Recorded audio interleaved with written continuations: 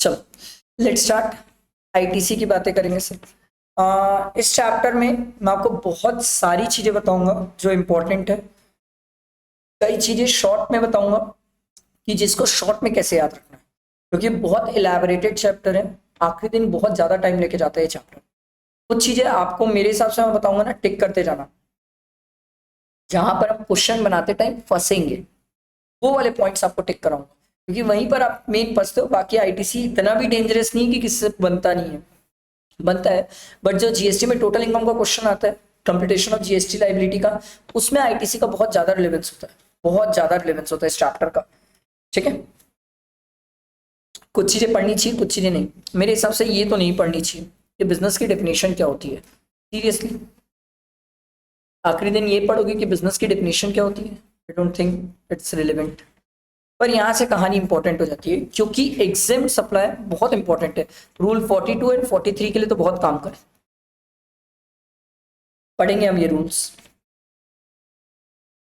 ठीक है, exempt supply मतलब जिसमें जीएसटी नील रेट से हो, जो होली एग्जाम्प्ट हो, एंड इसको याद रखना है आपको।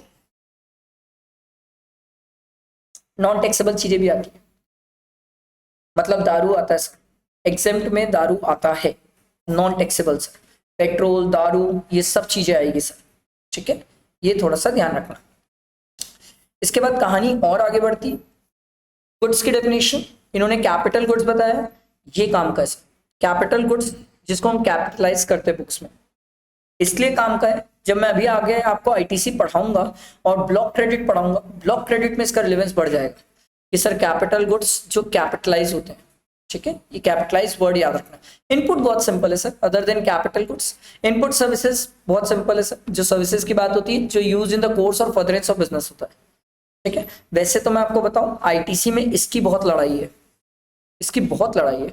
इसी से रिलेटेड मैं आपको सर्कुलर्स पढ़ाऊंगा। कुछ कुछ सर्कुलर शायद आपको याद हो, नहीं तो हम पढ़ने वाले हैं सर। डेमो व्हीकल वाले कुछ कुछ सर्कुलर्स जो बहुत इंपॉर्टेंट है, एग्जाम में आएंगे आएंगे। जैसे रिवर्स चार्ज का मैंने बताया था, याद है?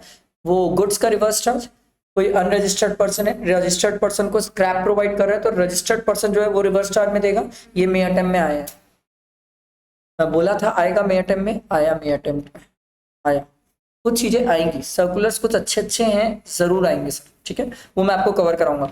इनपुट टैक्स बहुत सिंपल है सर, हम कोई भी चीज परचेस करते हैं तो वो इनपुट टैक्स में आ जाता है सर। सीजीएसटी, एसजीएसटी, यूटीजीएसटी और आईजीएसटी। बट ये ध्यान रखना है, इंक्लूड्स, ये ध्यान रखना है। ठीक है, कि tax payable under reverse charge, अगर मैं रिवर्स चार्ज में पे करता हूं तो वो भी आता है। अच्छा, रिवर्स चार्ज का कैसे प्रेजेंट किया जाता है वो जब अपन क्वेश्चंस पढ़ेंगे तब मैं आपको रिवर्स चार्ज का प्रेजेंटेशन भी बताऊंगा। ठीक है, कि नेट जीएसटी लायबिलिटी निकालते हैं, नेट जीएसटी लायबिलिटी निकाल मतलब आउटपुट इनपुट माइनस करने के बाद जीएसटी पेबल आता है, उसमें प्लस करते हैं हम रिवर्स चार्ज में जो हमारा पे करने का रहता है कैश में, और फिर नेट जीएसटी लायबिलिटी आती है इन कैश।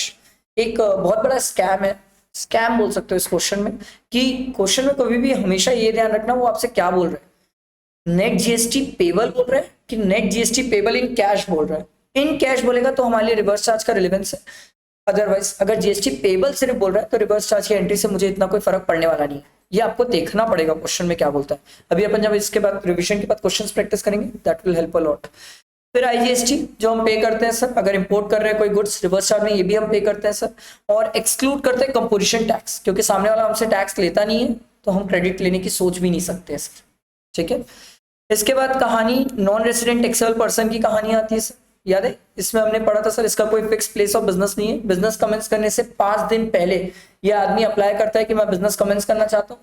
याद है रजिस्ट्रेशन चैप्टर, बहुत कुछ इसके बारे में सीखे सर। एक स्पेसिफाइड टाइम पीरियड या 90 डेज के लिए इसको रजिस्ट्रेशन ग्रांट किया जाता है सर। ये 100% एडवांस टैक्स पहले में पूरा ही जमा करता है, प्लस 100% जमा करते टाइम ये चाहे तो क्रेडिट यूज कर सकते हैं। क्रेडिट यूज करने के बाद जो नेट जीएसटी लायबिलिटी रहती है उसको 100% जमा करता है सर। चाहे तो खुद काम कर सकता है अपने एजेंट के थ्रू, या एनी अदर कैपेसिटी में ही काम कर सकता है। इनवर्ट सप्लाई मींस जहां पर आप गुड्स एंड सर्विसेज रिसीव करते हो, परचेज करते हो, एक्वायर करते हो, या एनी अदर मींस विद और विदाउट कंसिडरेशन दोनों कवर करते हैं। बट आपको ये याद रखना चाहिए, जीरो रेटेड, जीरो रेटेड पता होना चाहिए सर। इसमें जीरो रेटेड में एक्सपोर्ट भी आता है of goods and services, and this is most important कि हम अगर एसईजेड को सप्लाई कर रहे हैं, को टू एसईजेड है तो जीरो रेटेड में, चाहे एसईजेड यूनिट हो या डेवलपर कोई भी हो, टू एसईजेड है तो जीरो रेटेड है। 2 SEZ है, याद रखना, तो हम उसे डीम्ड एक्सपोर्ट मानते हैं, ठीक है, जीरो रेटेड मानते हैं। 2 नॉट बाय, 2, ध्यान रखना। यहां से प्रॉपर चैप्टर चालू होता है, यहाँ से सेक्शन 16 की कहानी आती है और सेक्शन 16 बताता है कुछ कंडीशन से अगर आपको आईटीसी लेना है तो सबसे पहला आपका रजिस्टर्ड होना बहुत जरूरी है, बिना रजिस्टर्ड के तो आप सोचना ही मत क्रेडिट की। दूसरा इन्होंने बोला सर इन द कोर्स और फर्दरेंस ऑफ बिजनेस होना चाहिए, अगर बिजनेस से रिलेट नहीं करता तो आईटीसी नहीं ले पाएंगे। आज पता है हम जब क्वेश्चंस करेंगे तो इस पॉइंट पे बहुत लड़ाई होगी, क्या ये मेरे बिजनेस से रिलेट करता है कि नहीं करता है, इसमें बहुत लड़ाई होती है कि बिजनेस से रिलेट करता है कि नहीं, क्योंकि आपने किसी भी चीज को अगर बिजनेस से रिलेट करके बता दिया तो क्रेडिट मिल जाएगी। आपको एक छोटा सा लाइव एग्जांपल देता हूँ, एकदम लाइव एग्जांपल है। अभी मेरे फ्रेंड के यहाँ जीएसटी की रेट पड़ी थी, तो जीएसटी की जब रेट पड़ी तो उसके ऑफिस आए थे जीएसटी वाले, तो जीएसटी वाले ऑफिस आए थे, उसके ऑफिस में ना एक बेड पड़ा हुआ था, शायद बताया था क्या, नहीं बताया था, उसके ऑफिस में ना बेड पड़ा हुआ था। जीएसटी वाले बोले ये बेड क्यों, ये बेड क्यों? बोले सर ऑफिस आते हैं कई लोग, तो मेरा ऑफिस बहुत दूर है, उरला सिलतरा में, तो बोले बाहर बाहर से लोग आते हैं तो सब सर कई ऑफिस में सोफे में बैठते हैं, कई लोग बेड पे बैठते हैं, ज्यादा लोग होते हैं तो बेड पे भी। बोले नहीं नहीं, बेड क्यों? आपको किसी को बैठाना ही है तो वहां पर ऑफिस की चेयर रख लो, आप सोफा रख लो, बेड क्यों? आखिर जाके उससे बेड की क्रेडिट रिवर्स करवाया personal, in the course of furtherance of business नहीं है, नहीं है। सारी बात समझ, क्या लगता है लैपटॉप होगा कि नहीं in the course of furtherance of business? है। अब आप समझो वो आदमी क्या बोलते हैं, लैपटॉप लैपटॉप लिया, लैपटॉप की क्रेडिट लिया, लैपटॉप उसका एप्पल का था, कोई पाप है? नहीं, मेरी इच्छा, लैपटॉप तो मैं कोई भी ले सकता हूँ। जीएसटी ऑफिसर एप्पल का क्यों? बोला सर लैपटॉप में क्या इशू है, आपको दिखा देता हूँ, बिजनेस से पूरा काम ही टेली का इसमें हो रहा है, सभी चीज इसी में हो रही है सर, मैं तो जीएसटीआर भी इसी से फाइल कर रहा हूँ। बोला नहीं नहीं, एप्पल का क्यों? बोले सर ये तो, अब क्यों का इसका तो कोई आंसर ही नहीं होता है सर, मेरे को कंफर्टेबल एप्पल में था, आप चाहे जो बोलना है बोल लो, चाहे शो ऑफ बोल लो, चाहे पैसा दिखाना बोल लो, जो बोलना है बोल लो, मेरे को तो कंफर्टेबल एप्पल में था। बोले रिवर्स, बोला इसको तो रिवर्स नहीं करूंगा, चाहे किसी को भी कर दूं, इसको तो नहीं करूंगा। फिर वो अपील वगैरह में गया, अपील वगैरह में गया तो जीत गया, लैपटॉप का रिवर्स नहीं हुआ। अरे बात समझ, मैं आपको ये छोटे से लाइव एग्जांपल बताया, ठीक है, एग्जाम थ्योरेटिकल पर्पस के लिए तो इतना कुछ काम का नहीं है, बट प्रैक्टिकली इस टाइप से चल रहा है मार्केट में। In the course of furtherance of business आप ही को प्रूव करना पड़ता है, प्रूव कर लिए तो कोई दिक्कत नहीं है, नहीं तो नहीं, फिर क्रेडिट नहीं देंगे सर। कुछ कंडीशन है, अगर क्रेडिट लेने हैं तो सर सबसे पहले आपके पास टैक्स पेइंग डॉक्यूमेंट्स होना चाहिए सर, ठीक है। एक क्वेश्चन, क्या डिलीवरी चालान से मैं क्रेडिट ले सकता हूँ?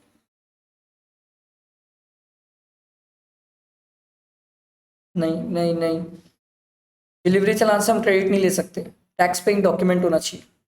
आप टैक्स इनवॉइस रख लो, डेबिट नोट रख लो, चलेगा, बट डिलीवरी चालान से क्रेडिट नहीं मिलती है, नहीं मिलती है, आगे हम पढ़ेंगे, काम भी आएगा, क्वेश्चन भी है इसके, डिलीवरी चालान से क्रेडिट नहीं मिलती है, बहुत फेमस क्वेश्चन है इसके, यही सब पॉइंट्स पे तो घुमा रही है इंस्टीट्यूट। फिर आप अपलोड करते हो इनवॉइस, फिर जीएसटीआर 1 में अपलोड, अब तो जीएसटीआर 1A की भी कहानी आ गई सर, अमेंड भी कर सकते हो जीएसटीआर 1A में।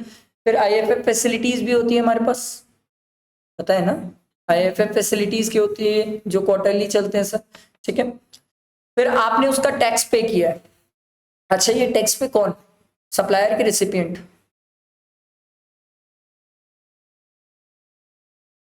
सप्लायर। आपको भी ये मजाक लग रहा है, रुको ना थोड़ा सा, रुको ना, नीचे आएंगे पढ़ेंगे, फिर मैं आपसे पूछूंगा कौन, क्योंकि आप समझो बहुत गजब घुमाते हैं छोटी छोटी बात में, यहाँ टैक्स किसके पे करने की बात कर रहे हैं, सप्लायर के। अगर रिसिपिएंट थोड़ी जाके गवर्नमेंट को देगा, और रिसिपिएंट अगर गवर्नमेंट को दे रहा तो रिवर्स चार्ज हो गया, यहाँ तो सप्लायर होगा ना, ठीक।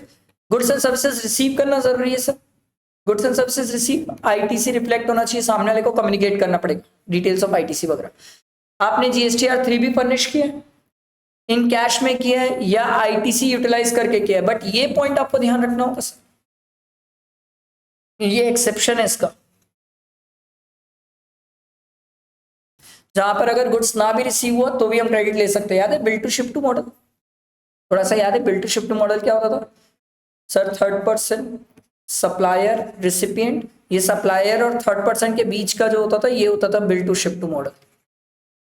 कहानी याद आई? तो bill to ship to model एक एक्सेप्शन है सर, जहां पर गुड्स ना भी रिसीव हो तो भी आप क्रेडिट ले सकते हो। अब bill to ship to model आजकल एग्जाम में अलग से नहीं आता है। ये जो कंप्यूटेशन ऑफ जीएसटी लाइबिलिटी का क्वेश्चन होता है ना, उसमें एक ट्रांजेक्शन होता है आउटवर्ड सप्लाई का, उसमें वो bill to ship to model पूछते हैं। वो उससे आपसे दो तीन चीज चेक कर लेते हैं ना। एक, आपसे ये चेक कर लेते हैं आपको प्लेस ऑफ सप्लाई चैप्टर आ रहा है कि नहीं। दूसरा, आपको ये समझ आ रहा है कि नहीं कि कौन सा टैक्स लगने वाला है, सीजीएसटी, एसजीएसटी, आईजीएसटी, ये सब चेक कर लेते हैं। तो अलग से वहां पर आता है क्वेश्चन। क्लियर सबको? आगे बढ़ते हैं। ये कुछ बच्चे वाली बात है, ये आई पर्सनली थिंक बच्चे वाली बात है सर। ऐसा कोई भी गुड्स जिसमें आपने जीएसटी की वैल्यू इंक्लूड करके डेप्रिसिएशन क्लेम कर लिया तो आईटीसी नहीं ले सकते सर। अगर गुड्स लॉट में रिसीव्ड हो रहे हैं तो लास्ट लॉट या लास्ट इंस्टॉलमेंट जो रहेगी उसमें आप क्रेडिट ले सकते हैं। ये बहुत सिंपल, बट ये बहुत important. Time limit for filing ITC, availing the ITC क्या थी? 13th November of the succeeding financial year और date of filing of annual return, दोनों में विचएवर इज अर्लियर, दोनों में विचएवर इज अर्लियर। ये टाइम लिमिट एप्लीकेबल नहीं होगी अगर सर आप कोई क्रेडिट री अवेल करते हो तो। आ रही बात समझ? अगर आप कोई क्रेडिट री अवेल करते हो तो ये टाइम लिमिट एप्लीकेबल नहीं होगी। Crystal clear? फिर हमने ये बोला था सर नॉर्मली कितने दिन के अंदर पेमेंट कर देना चाहिए सर? 180 डेज के अंदर। किसको?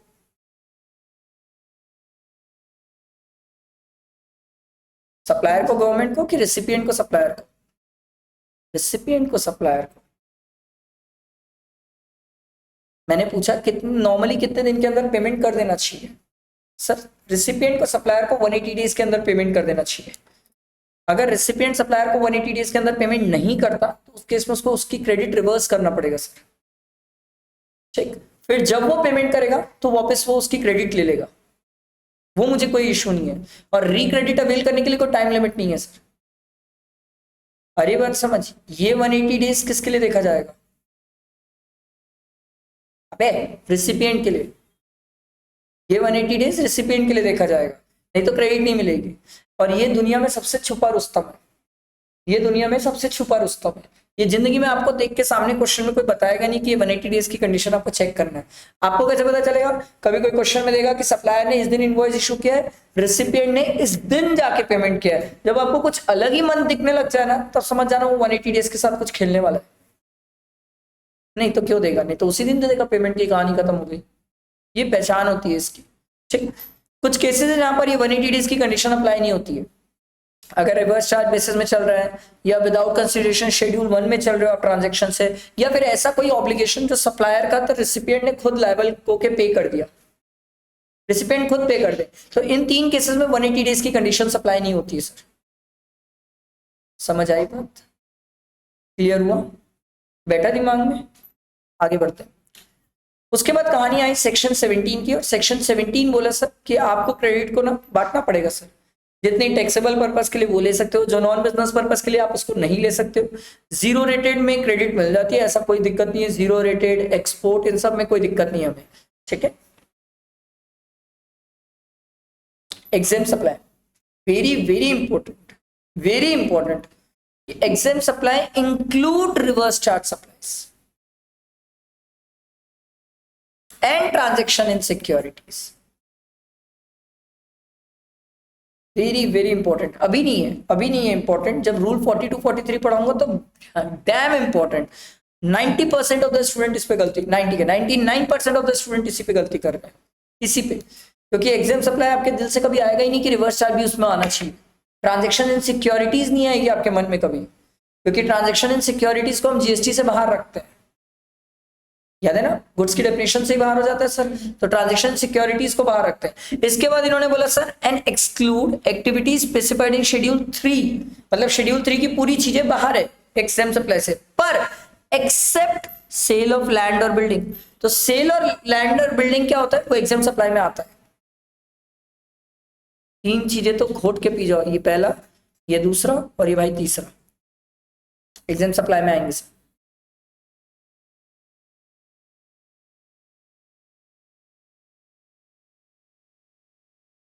आई बात समझ? समझ आया? बहुत इंपॉर्टेंट। अति में इंपॉर्टेंट।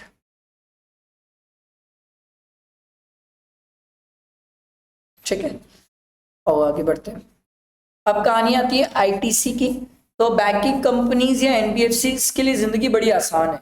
इनको हमने ऑप्शन दिया, या तो तुम प्रपोर्शनेट कर लो, और या तो जितनी तुम्हारे पास क्रेडिट है उसका 50% लो, और 50% तुम क्या कर दो, रिवर्स कर दो। रिवर्स कैसे करेंगे, ऑब्वियस सी बात है, जीएसटी और 3B से पे कर देंगे इन लोग।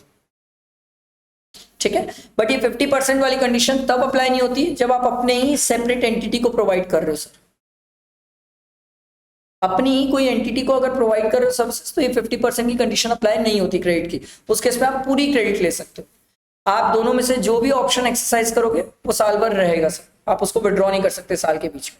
ये प्रपोर्शनेट वाली कहानी हम रूल 42 और 43 में लड़ते हैं, वो हम नीचे लड़ेंगे। क्लियर सबको, आगे बढ़ते हैं। और सर पूरी कहानी और लड़ाई तो इसी से लड़ना है, रूल 42 और 43 से। देखो मैं बता रहा हूं, एकदम सिंपल है, जबरदस्ती ज्यादा सोचने की जरूरत ही नहीं है, एकदम सिंपल तरीका बताता हूं, ध्यान देना सर। सबसे पहले क्या करते हैं अपन, सबसे पहले होता है टोटल क्रेडिट लिख लो। ठीक है, टोटल क्रेडिट में माइनस कर लो सर एग्जेम्प्ट वाली, वो क्रेडिट तो नहीं मिलना है। नॉन बिजनेस पर्पस वाली माइनस कर लो। ठीक है, चाहो तो इसको शॉर्ट में ऐसे लिख सकते हो। ठीक, उसके बाद माइनस कर लो ब्लॉक्ड, सेक्शन 17(5) में पढ़ेंगे अपन, ब्लॉक क्रेडिट माइनस कर लो। ठीक, इतना माइनस करोगे तो वो क्रेडिट आएगी जो आपकी एलिजिबल क्रेडिट है। ठीक है, एलिजिबल क्रेडिट माइनस कर लो एक्सक्लूसिवली टैक्सेबल वाली, exclusively taxable supply of goods वाली क्रेडिट, इसको माइनस कर दो, तो ये आ जाएगी हमारी कॉमन क्रेडिट। तो हमारी आ जाएगी कॉमन क्रेडिट। इसके बाद पूरी लड़ाई है, आई एम नॉट सेइंग इसके बाद लड़ाई नहीं है, इसके बाद तो पूरी लड़ाई है। कॉमन क्रेडिट आएगी, फिर उसमें हम मल्टीप्लाई करेंगे exempt turnover upon total turnover. हमें लड़ना किसमें पता है, आपको जो मेहनत लगती है एग्जाम में या जो चीज याद रखने वाली होती है वो ये होता है एग्जेम्प्ट टर्नओवर। आप लोग और कहीं नहीं फंसोगे, कभी कहीं नहीं फंस सकते, टर्नओवर पे फंस जाता है स्टूडेंट, और कहीं नहीं फंसता सर। ये सब माइनस करने में कैसे किसी से गलती हो जाएगी सर, ये माइनस करने में गलती नहीं होती सर। एग्जेम्प्ट वाली क्रेडिट मिलती नहीं है, नॉन बिजनेस मिलेगी नहीं, ब्लॉक वाली हटा दो, कॉमन क्रेडिट एलिजिबल क्रेडिट आ जाएगी। एलिजिबल क्रेडिट में एक्सक्लूसिवली टैक्सेबल वाली हटा दो, क्योंकि वो तो मिलना ही है मुझे, ये तो मेरे को मिलना ही है। फिर आ जाएगी आपकी कॉमन क्रेडिट, और कॉमन क्रेडिट के साथ फिर हम खेलना चालू करते हैं। अरे बात समझ, इसको आप शॉर्ट सिंपल ऐसे भी याद रख सकते हो। आई बात समझ, क्लियर हुआ नहीं सबको। एक छोटी सी बात और है कि सर अगर रूल 42 पिक्चर में लाते हो ना, तो उसके इसमें सर कॉमन क्रेडिट का 5% नॉन बिजनेस वाला भी लेते हैं सर। ये जो कॉमन क्रेडिट आपने निकाला है ना सर, इसका 5% करते हैं सर नॉन बिजनेस पर्पस के लिए, और ये भी हमें नहीं मिलता। समझा रहा हूं, कॉमन क्रेडिट में से ये आपने क्या किया, एग्जेम्प्ट वाली को अलग किया। ठीक है, अब कॉमन क्रेडिट में से 5% नॉन बिजनेस वाली भी मानते हैं, मान के चलते हैं कि इसमें 5% नॉन बिजनेस वाली भी है, तो ये एग्जेम्प्ट वाली और ये नॉन बिजनेस वाली, ये दोनों भी नहीं मिलती है। तो मतलब प्रैक्टिकली मैं क्या करने वाला हूं कि सर जो मेरी कॉमन क्रेडिट आई है, ठीक है, अगर ये मेरी कॉमन क्रेडिट आई है तो कॉमन क्रेडिट में से दो चीजें मैं माइनस करता हूं, एक एग्जेम्प्ट वाली और एक नॉन बिजनेस वाली 5% वाली, ये दोनों माइनस करता हूं, तो मेरी एलिजिबल क्रेडिट आ जाती है टैक्सेबल वाली, जिसको मैं ले सकता हूं। क्या किया, समझ आया, आराम से, कोई हड़बड़ी नहीं है। यहां अपन कॉमन क्रेडिट निकाले, कॉमन क्रेडिट में से मैंने एग्जेम्प्ट वाली निकाल लिया और नॉन बिजनेस वाली 5% ले लिया। मैं ये मान के चल रहा हूं कि इस कॉमन क्रेडिट में से भी 5% नॉन बिजनेस वाली है, तो ये दोनों माइनस किया तो वो आ गई एलिजिबल क्रेडिट, जो कॉमन क्रेडिट में से टैक्सेबल वाली है, जिसको मैं ले सकता हूं।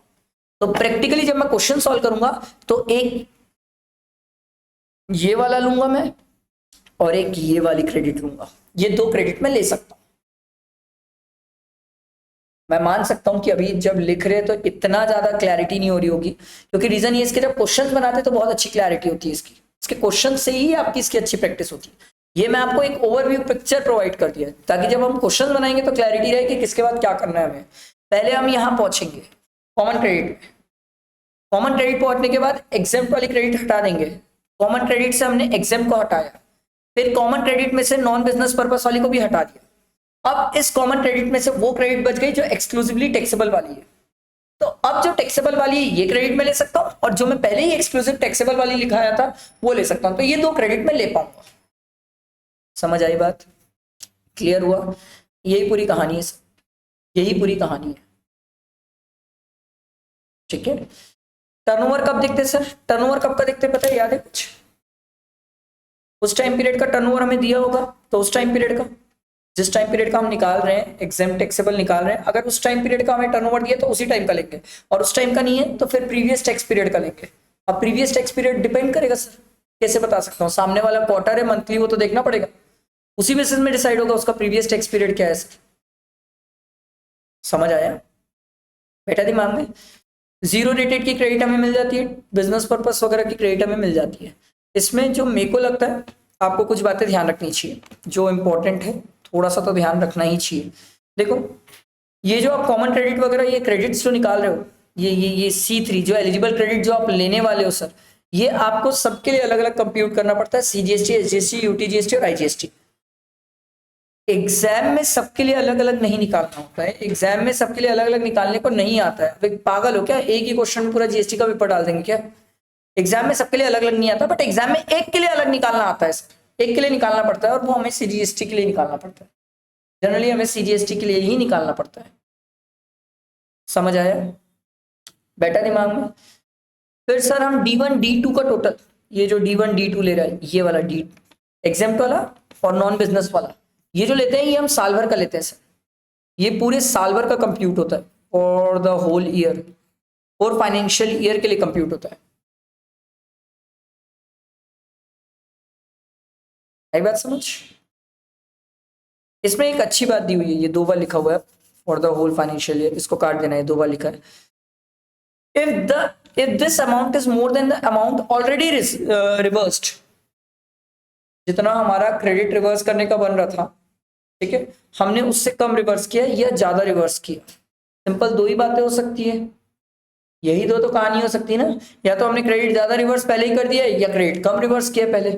सरकार बोलती है if the amount is more than the amount already reversed, then every month the differential amount to be reversed in any of the month till the September of the succeeding year along with 18% interest। आसान भाषा में, तुमने जितना reverse किया और तुम्हें जितना reverse करना चाहिए था, अगर तुम्हें रिवर्स 10,000 करना चाहिए था और तुमने रिवर्स 5,000 किए, तो सरकार बोलती है तुम कम रिवर्स किए हो, मतलब 5,000 की क्रेडिट तुम यूज करके बैठे हो। अब जब तुम ये यूज करके बैठे हो तो हम तुमसे ये 5,000 तो रिवर्स कराएंगे, प्लस हम तुमसे 18% इंटरेस्ट भी लेंगे।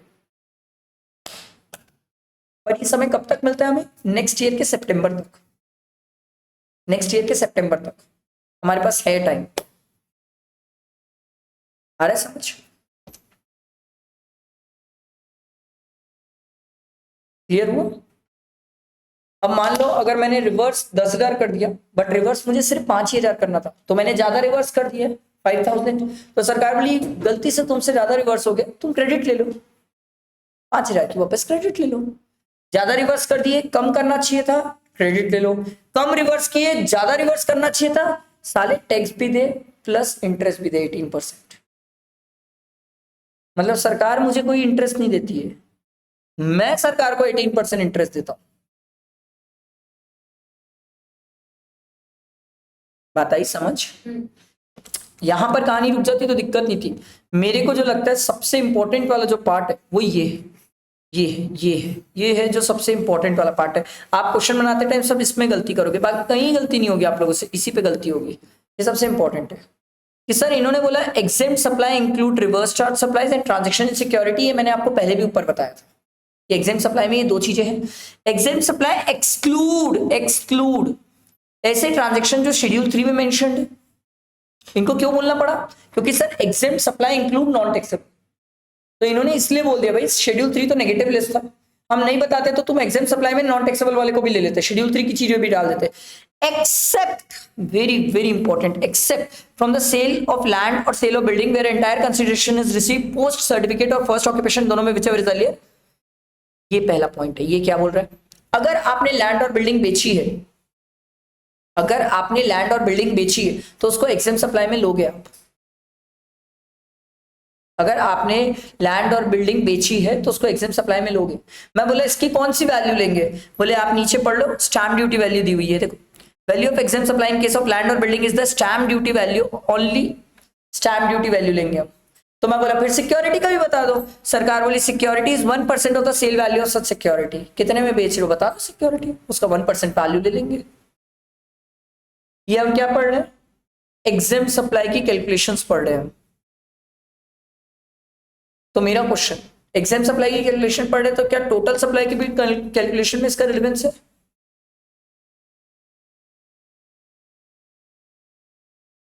अबे पॉसिबली क्या, हाँ अबे गधे, जब वो एग्जाम सप्लाई में ऊपर आ रहा है तो टोटल सप्लाई में क्यों नहीं आएगा? टोटल मींस क्या होता है, एग्जाम और टैक्सेबल दो। तो तू जब वो एग्जाम वाले को भी नीचे ले ही रहे तो एग्जाम में भी तो ये आएगा ही ना, कैसे नहीं आएगा? वाह ऐसा कैसे हो सकता है सर, कोई चीज न्यूमरेटर में आया डिनोमिनेटर में ना आए। ठीक है, and and this is most important, supply of warehouse goods before clearance for home consumption. ये हम कहां पढ़े पता है, शेड्यूल 3 में पढ़े हम इसको। ये शेड्यूल 3 का ट्रांजेक्शन है कि सर कोई आदमी गुड्स इंपोर्ट किया, कस्टम से माल आया, कस्टम में माल आया, गुड्स वेयर हाउस में पड़ा है, अभी घर लेके नहीं गया, क्लियरेंस फॉर होम कंजम्पशन नहीं हुआ सर। तो वो गुड्स जो वहां पर पड़े हुए सर, उनको भी इन्होंने कवर किया सर, उसको भी कवर किया। समझ आया, क्लियर हुआ? ये ध्यान रखना, बहुत इंपॉर्टेंट है। ठीक है, बहुत इंपॉर्टेंट है। मैं आपको बता रहा हूँ रूल 42 43 में सिर्फ और सिर्फ मेहनत इस पे करके जाओ, सिर्फ मेहनत इस पे करके जाओ, एग्जाम सप्लाई क्या होता है, क्योंकि इसके अलावा कोई गलती हो ही नहीं सकती है, हो ही नहीं सकती है। अगला, services of accepting deposit, extending loan, advances where the consideration is in the form of an interest and discount and the same has been provided by person other than banking company including NBFCs, other than banking, other than banking। Bank वाला रहा तो exempt है, exemption chapter याद है, services provided by way of loan, advance, deposit, so far as the consideration is in the form of interest discount, exempt होता है। हाँ मैं बता रहा हूँ एग्जेम्प्ट होता है, एग्जेम्पशन चैप्टर में है। ठीक है, तो इन्होंने बोला सर बैंक के अलावा कोई और रहा जिसको आप इंटरेस्ट और डिस्काउंट्स वगैरह की बातें कर रहे हो तो हम उसको लेंगे सर, फिर हम उसको ले लेंगे सर। समझ आया? And the value of duty credit script specified in this notification. आप सिर्फ इतना याद रखना, supply of duty credit scripts.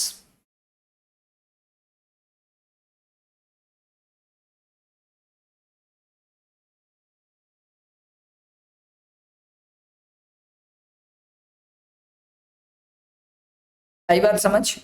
फिर जब आप नीचे टोटल टर्नओवर लेने वाले हो तो ये इन्होंने सिंपल बोला, एग्जाम सप्लाई हो या टोटल टर्नओवर हो, आप ये जो पुराने टैक्सेस हैं इनको नहीं लेंगे sir. Excise duty, state excise duty, central sales tax, VAT, ये सब नहीं लेंगे, पुराने टैक्सेस नहीं लेंगे सर। विश्वास करो रूल 42 43 में अगर हमें एग्जाम में एग्जाम सप्लाई में नहीं घुमाया तो दुनिया में सबसे इजी चीज यही है निकालने के लिए, पर घुमाता वो एग्जाम सप्लाई में ही है। उसे पता है हर बच्चा एग्जाम सप्लाई में ही गलती करके आएगा और कहीं गलती हो ही नहीं सकती, हो ही नहीं सकती किसी से भी। सारी बात समझ, इसके क्वेश्चंस भी करेंगे तो अपन को और अच्छी क्लैरिटी होगी। एक रूल 43 है, ये होता है कैपिटल गुड्स में। अच्छा, रूल 42 इनपुट और इनपुट सर्विस दोनों के लिए, रूल 43 सिर्फ कैपिटल गुड्स के लिए। कैपिटल गुड्स इसमें भी कहानी वैसे ही चार्ट बनाना sir, total credit less non business purpose के लिए, देखो ऐसे इसमें भी यही बनेगा। देखो सर पहले तो टोटल क्रेडिट ले लो, फिर माइनस कर लो सर नॉन बिजनेस पर्पस। ठीक है, ये टोटल क्रेडिट माइनस के नॉन बिजनेस पर्पस, ये मेरी आ गई सर क्या चीज, एलिजिबल क्रेडिट। एलिजिबल क्रेडिट में माइनस कर लो सर एक्सक्लूसिवली टैक्सेबल क्रेडिट, जो टैक्सेबल गुड्स की क्रेडिट है सर वो मुझे मिल जाती है सर, इसको माइनस करो तो ये आ गई कॉमन क्रेडिट। और फिर कॉमन क्रेडिट जितनी भी आएगी इसको डिवाइड बाय 60 कर देना, क्योंकि हम कोई भी कैपिटल गुड्स की लाइफ 5 इयर्स मान के चलते हैं, एक साल में 12 महीने, तो 60 मंथ से डिवाइड कर देना, तो आपका मंथली आ जाएगा कितना कॉमन क्रेडिट है, और जितना मंथली कॉमन क्रेडिट आएगा into exam turnover upon total turnover. आपके मन में क्वेश्चन आ सकता था सर कॉमन क्रेडिट में इस बार वो 5% वाला नहीं करेंगे। नहीं नहीं, वो सिर्फ इनपुट और इनपुट सर्विस में अप्लाई होता है, कैपिटल गुड्स में वो लॉ अप्लाई नहीं होता। इसीलिए कैपिटल गुड्स आसान है, मेहनत उसमें ज्यादा है। अबे सेम सेम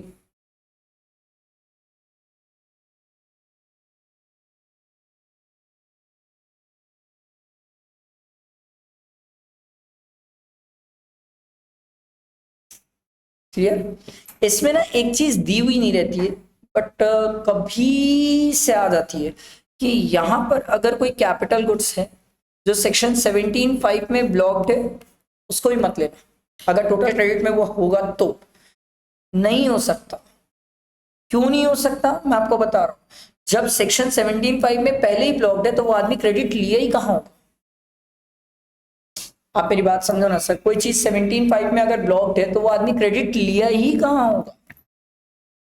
पर असल जिंदगी और किताबी जिंदगी में बहुत अंतर होता है।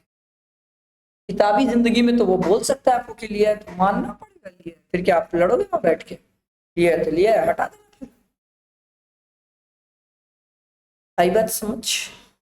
बाकी ये वाली कहानी डिक्टो सेम है, यहां से यहां पूरा सेम है। तो आप एक बार इनपुट के लिए अच्छे से पढ़ लो, कैपिटल गुड्स में वही अप्लाई होता है, सेम सेम सेम। एक बार तो मेहनत करनी पड़ेगी।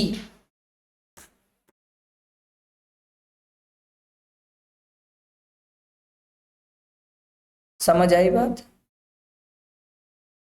क्लियर हुआ, पक्का।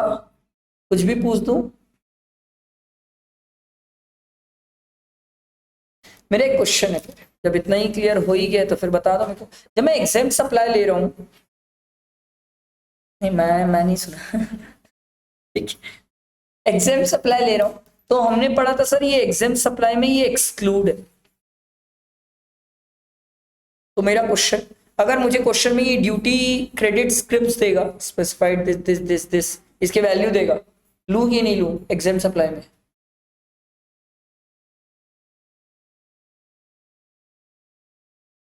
तो फिर यहां पर क्या है, तो फिर ये क्या है।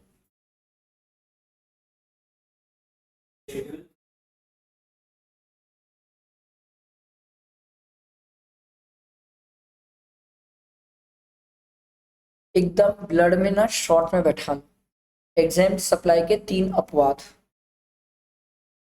और 3 अपवाद जो नहीं लेना है। 3 अपवाद जो लेना है पहले ये दिमाग में बैठो, लैंड और बिल्डिंग लेना है, रिवर्स चार्ज लेना है, ट्रांजेक्शन इन सिक्योरिटी लेना है। ये 3 अपवाद लेना है। तो ये आखिरी दिन मेरे से पूछता ना कैसे रिवाइज करूँ जीएसटी, ऐसे ही करना। रूल 42-43 भाई 3 अपवाद है एग्जाम सप्लाई के, इसको लेना है, क्योंकि बाकी आपको याद रहेगा एग्जाम में, बाकी कैसे भूल जाओगे भाई, पूरा जीएसटी तो पढ़ के आए। और 3 अपवाद नहीं लेना है। जो गुड्स ये वेयर हाउस में जो बिफोर क्लियरेंस वाला है, ये ड्यूटी फ्री स्क्रिप्ट वाला, और ये बैंक से इंटरेस्ट और लोन डिस्काउंट वाला, ये 3 नहीं लेना है एग्जाम सप्लाई में। ऐसे याद रखना, 3 अपवाद लेना है, 3 अपवाद नहीं लेना है। समझ आई बात, क्लियर हुआ, बैठा दिमाग में, ये ध्यान रखना। ये गड़बड़ हो गया आखिरी दिन, आखिरी दिन कंफ्यूज होते हैं किसको लेना किसको नहीं लेना। एकदम दिमाग में बैठा के लिख के रख लो अपने पास कि एग्जाम सप्लाई में ये 3 लेना और ये 3 को नहीं लेना, क्योंकि आपको क्वेश्चंस मिलेंगे जब अपन करेंगे तो इसी के क्वेश्चंस मिलेंगे। समझ आई बात ना। एक्सक्लूड पढ़ रहे थे अपन, एक्सक्लूड मतलब नहीं है, एक्सेप्ट इसके लिए था ना, एक्सेप्ट इसके लिए था। हाँ वो एंटर नहीं दबा है। आ रही बात समझ, ये देख ना यहाँ पर भी तो है, आ गया।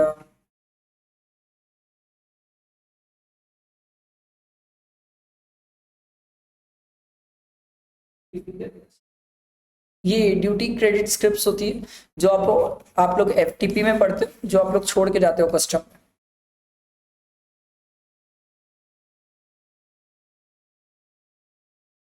इसमें बड़ा जबरदस्त पॉइंट है, ये पॉइंट अभी भी कंफ्यूज कर रहा होगा। वो तो शेड्यूल 3 वाले में आ ही गया ना। ना ना समझ, शेड्यूल 3 की चीजें हमें नहीं लेना है, ठीक है, एक्सेप्ट सेल ऑफ लैंड और बिल्डिंग लेना है। बट शेड्यूल 3 में जब हम supply of warehouse goods पढ़ते हैं बिफोर क्लियरेंस वाला, वो लेना है। बट इसी में जो हम हाई सी सेल पढ़ते हैं वो नहीं लेना है, इसको लेंगे हम।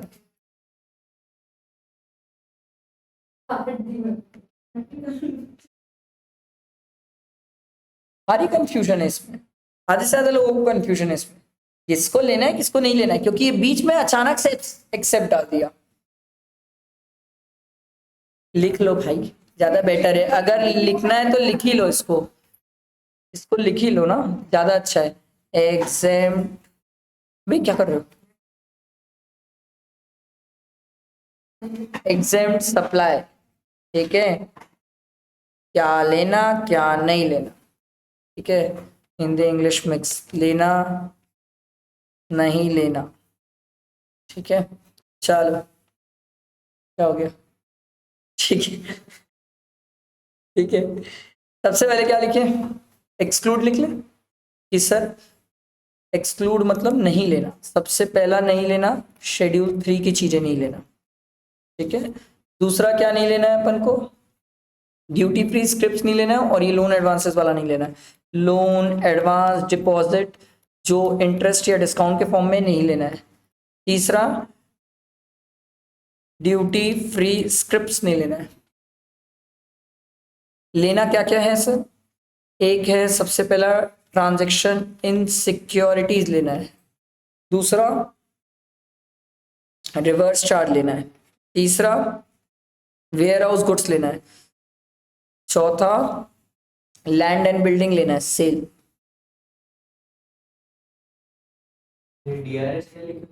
है अबे ड्यूटी फ्री है, ऐप है साले यार, ड्यूटी फ्री स्क्रिप्ट्स।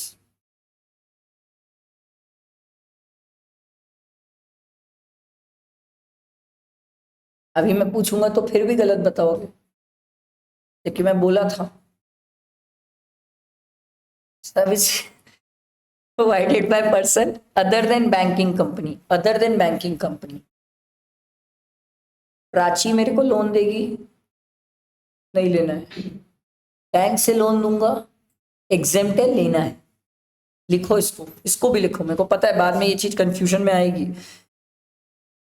इस चीज के दो हिस्से होते हैं, कैसे लिखें, हाँ लिखो, यहाँ लिखता हूँ, इस चीज के भी दो हिस्से होते हैं सर, एक बैंक्स के थ्रू होता है, बैंक फाइनेंशियल इंस्टीट्यूशन, इसको लेना है, ठीक है, और अदर पर्सन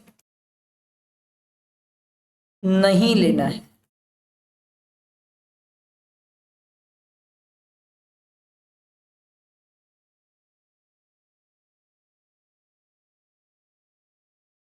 बस इससे ज्यादा आसान कुछ नहीं हो सकता, ये बहुत ज्यादा समराइज्ड है, टू द पॉइंट, एकदम टू द पॉइंट चीज है। अब इतना तो याद रखना ही पड़ेगा, कोई ऑप्शन ही नहीं है। अभी मैं लेना नहीं लेना बताया ना, वैल्यू की बात नहीं किया हूँ, वैल्यू अलग चीज होती है, वैल्यू अलग चीज होती है। चाहो तो इसी में ना मेरे हिसाब से थोड़ा सा वो लगा दिए, बट लिख लो वैल्यू के हिसाब से, इसमें स्टैम्प ड्यूटी वैल्यू लेते हैं, ट्रांजेक्शन इन सिक्योरिटीज में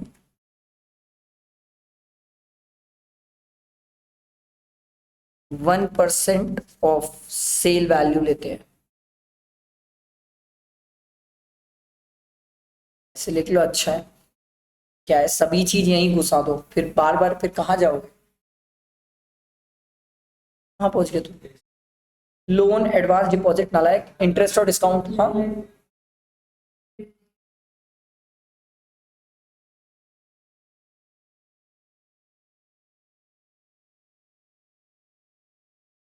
कोई बात नहीं, मैं लिख देता हूँ, ये सिक्योरिटीज है।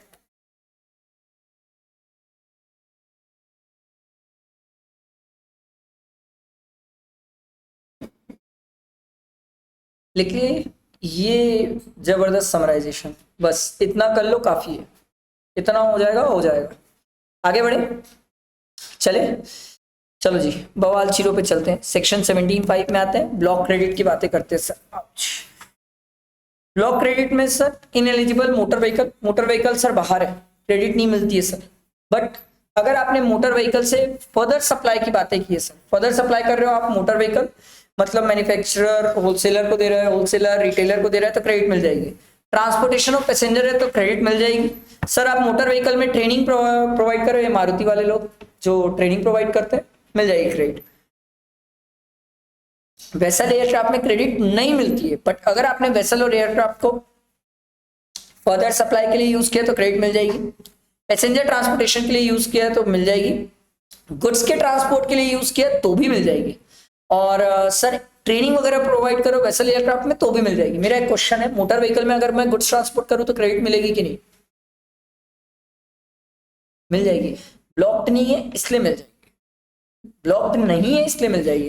कई बार इतना इजी भी आ जाता है, विश्वास करो, कई बार हद से ज्यादा भी इजी चीजें आ जाती है कि ट्रांसपोर्टेशन ऑफ गुड्स ना मोटर व्हीकल मिलेगी ना, क्यों नहीं मिलेगी? कहाँ रोका मैंने? कभी नहीं रोका। पूरे पूरे बवाल चीज, पूरा सबसे खतरनाक यही है, ये बवाल है, ये बहुत बवाल है, क्योंकि इसकी पहचान करना आपको थोड़ा मुश्किल होता है क्वेश्चंस में कि सर अच्छा ये शॉर्ट फॉर्म जो लिखा है ना GI वगैरह वगैरह वगैरह वगैरह, ये सब शॉर्ट फॉर्म्स है, ये यहाँ पर दिए हैं इसके फुल फॉर्म्स, आपको जब मन हो तब पढ़ लेना, ठीक है। तो सर जनरल इंश्योरेंस या servicing, repair and maintenance relating to ineligible motor vehicle, vessel और एयरक्राफ्ट, इनकी क्रेडिट नहीं मिलती है। मतलब मैं अपनी गाड़ी का इंश्योरेंस कराऊंगा, घंटा सरकार मेरे को क्रेडिट दे रही है। तो एक क्वेश्चन है मेरा, सर अगर मैं मान लो इंश्योरेंस का बिजनेस करता हूँ और मैं किसी और से इंश्योरेंस की सर्विसेज ले रहा हूँ तो क्रेडिट मिलेगी कि नहीं? मोटर व्हीकल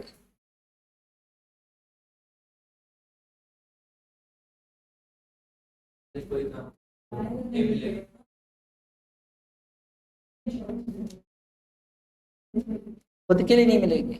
अगर मैं यही आगे फर्दर सप्लाई के लिए होता ना तो मिल जाती है। बहुत प्यारा पॉइंट है ये सर, यहाँ पर कहीं ना कहीं तो ये दिया ही होगा, ये वाला पॉइंट घोट के पी जाओ।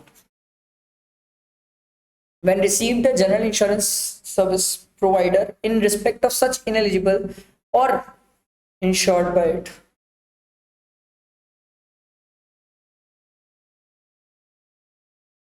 एक जनरल सर्विस इंश्योरेंस प्रोवाइडर है, वो इनएलिजिबल मोटर व्हीकल से रिलेटेड सर्विसेज प्रोवाइड कर रहे हैं, बट अगर आप उसे फर्दर सप्लाई के लिए यूज करते, आपका धंधा ही है, तो मिल जाएगी क्रेडिट, नहीं तो नहीं मिलेगी।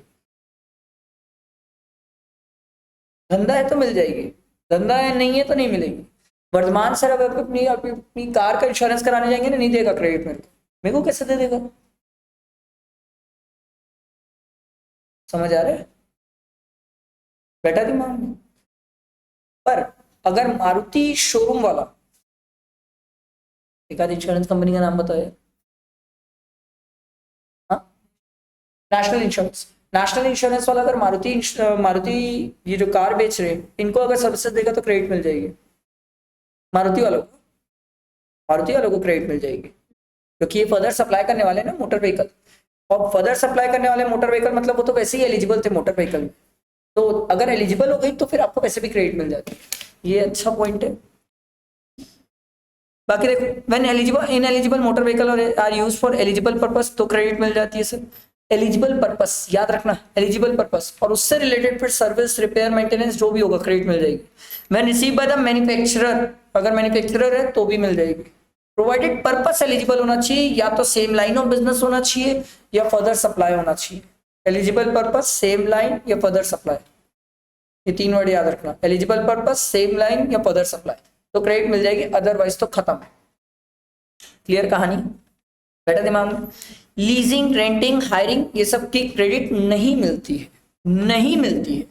पर अगर आपका धंधा ही है इस चीज का, आप फर्दर आउटवर्ड सप्लाई करते हो सर, सेम कैटेगरी का, सब कॉन्ट्रैक्टिंग बड़ा प्यारा नाम है इसका, सेम कैटेगरी में काम करते हो सर, तो सर क्या बोलते क्रेडिट मिल जाएगी, तो मिल जाएगी। और या तो फिर स्टैट्यूटरी ऑब्लिगेशन होना चाहिए एम्प्लॉयर एम्प्लॉय के बीच में, स्टैट्यूटरी लीगल होगा तो मिल जाएगी। कंपनी की इंटरनल पॉलिसी होगी तो नहीं मिलेगी। बेचारे इंटर वालों से ना ये क्वेश्चन पूछती है, जबकि होना ये फाइनल वालों का चाहिए था। इंटर वालों से क्या कि क्रेडिट में ये बोल दिया कि कंपनी का इंटरनल ऑब्लिगेशन था, और वो स्टूडेंट ना आधे से ज्यादा देखे ऑब्लिगेशन दिख रहा है, क्या हुआ, स्टैट्यूटरी नहीं है तो क्या हुआ, क्रेडिट तो मिल जाएगी। नहीं सर, इंटरनल ऑब्लिगेशंस आप कुछ भी करो उससे कोई फर्क नहीं पड़ता, स्टैट्यूटरी होना चाहिए। वो थोड़ा सा घुमा दिए थे, मतलब इंटर के बच्चों को थोड़ा घुमा दिए थे, वर्ड्स पे खेल दिए थे इंटर के बच्चों के साथ। ठीक है, हाँ पढ़े पर उसके बाद sir food and beverages, outdoor catering, ये सब चीजों की सर्विसेज नहीं मिलती, बट अगर आप इन्हें फर्दर सप्लाई कर रहे हो तो क्रेडिट मिल जाएगी सर। ठीक, फर्दर सप्लाई कर रहे हो तो क्रेडिट मिल जाएगी। एक आज क्वेश्चन करेंगे, उस क्वेश्चन में आप देखोगे कि आप एक कंपनी अपने डायरेक्टर का वो करा रही है, फेशियल करा रही है, ताकि वो सेमिनार में अच्छा दिखे। सीरियसली, उसकी क्रेडिट मिलेगी कि नहीं मिलेगी? नहीं मिलेगी। कुछ भी कराओगे तो थोड़ी क्रेडिट ले लोगे। ठीक, अगला है membership of club, health, fitness, ये सब की क्रेडिट नहीं मिलेगी जब तक स्टैट्यूटरी ऑब्लिगेशंस नहीं है सर। ट्रेवल बेनिफिट्स वगैरह दे रहे हो, वेकेशंस वगैरह में भेज रहे हो सर, जब तक स्टैट्यूटरी ऑब्लिगेशन नहीं है क्रेडिट नहीं मिलेगी। नॉन रेसिडेंट टैक्सेबल पर्सन को लाना ही मत बीच में, इसको क्रेडिट हम देंगे ही नहीं, अनलेस अगर ये पर्सन कोई गुड्स इंपोर्टेड है जिसको यूज कर रहा है आगे फर्दर सप्लाई के लिए तो क्रेडिट मिल जाएगी। एंड अभी भी बोल रहा हूँ, ये इंपॉर्टेंट है, अमेंडमेंट है, मई में पूछा नहीं है, सितंबर और जनवरी वाले तैयार हो जाओ। ठीक है, ये इंपॉर्टेंट है। Tax paid under section 74, 129 and 130। ठीक, 129 यहां पर नहीं है, ये हम पढ़ेंगे, आगे चैप्टर आएगा 120 139 आगे का है, वो पेनल्टी के चैप्टर्स में आते हैं, अभी नहीं है। 74 भी याद है, 73 74 74 में तो हम किसी को चोर घोषित कर देते थे, फ्रॉड वाला केस याद आया। ठीक, अबे पहले मेरी तो सुनो बाद में लिखना। पहले मेरी सुनो सर, 74 129 और 130 पहले ये तीनों केसेस में क्रेडिट रोक दिए थे, देयर इज एन अमेंडमेंट, और अमेंडमेंट के बाद 129 और 130 हटा दिए यहां से, मतलब अब 129 और 130 के केस में क्रेडिट मिलेगी। मैं आपको दिखाऊंगा अभी जब अपन मेन बुक से पढ़ेंगे तो। हाँ हाँ हाँ, वाह भाई, मई तक के लिए था, मई तक में तीनों में रोक के रखा था, सितंबर और जनवरी वालों के लिए बोला कि भैया 130 और 129 हटाओ यहां से, मतलब अब अगर 129 और 130 का केस है तो उस केस में आपको क्रेडिट मिल जाएगी।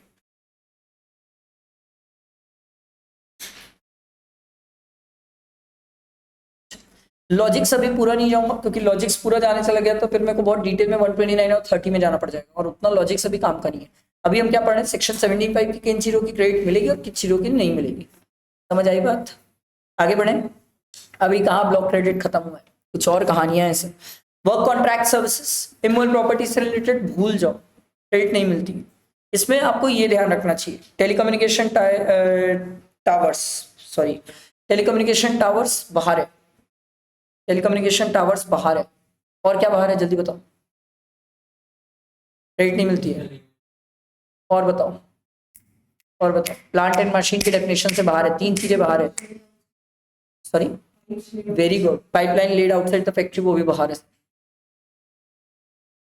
याद आई कहानी, प्लांट एंड मशीन हम डिफाइन करते हैं सर, टेलीकम्युनिकेशन टावर और pipeline laid outside the factory, ये दो को तो एकदम घोट के पी जाओ, याद रखना प्लांट एंड मशीन से ये बाहर है, क्रेडिट नहीं मिलती इनकी।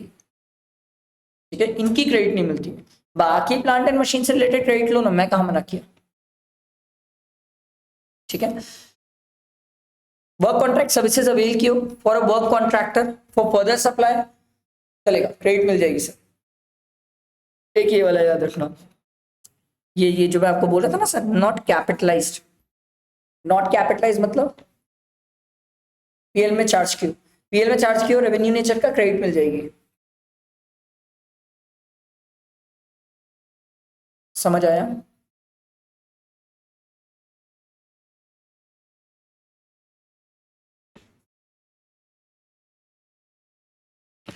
ये अच्छा है, इमोल प्रॉपर्टी खुद बना रहे हो, उससे रिलेटेड इनपुट और इनपुट सर्विसेज की या कैपिटल गुड्स की क्रेडिट नहीं देंगे, बट अगर किसी और के कंस्ट्रक्शन के लिए इमोल प्रॉपर्टी की बात है तो क्रेडिट दे देंगे सर। फर्दर सप्लाई, सब कॉन्ट्रैक्टिंग, बिल्कुल क्रेडिट मिल जाएगी सर।